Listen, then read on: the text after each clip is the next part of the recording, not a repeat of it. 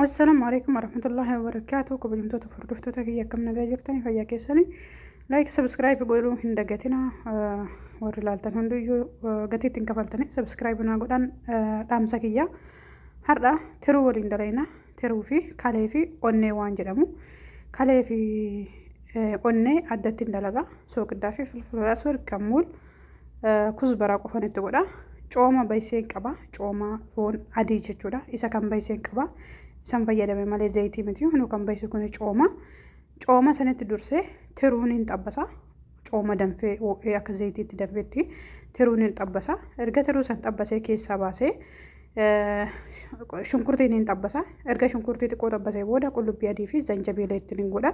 tiruu yeroo xabbasutti qimamii filfilaswed kuzbara kammuul babrika harriyani babrika filfilruu miidaa kamaa jechuudha isaan itti godha dhiifama maqaa qimamii afaan oromootiin sirriitti waan hin beekneef afaan arabiffaatiin dubbadha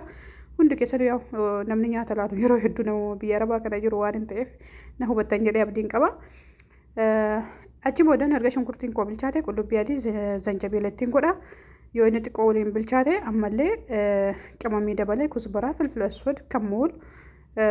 itti godha sooqidda ittiin godha namoonni wanna barbaadan qaaraa barbaadan itti godha garuu warri qaaraan barbaadu waan ta'eef ani qaaraan fayyadamne achi boodan immoo xiqqoo bilchaate timaatimii ittiin godha timaatimii illee gorod ka jedhee shunkurtii illee gorod jedhame gurguddaadhaan kan cirame jechuudha maaliif bututuu hin qabu haala kanaan tiruu kan xabbasee lafa kaa'esan itti deebisa waliin xiqqoo illee bilchaate galatooma.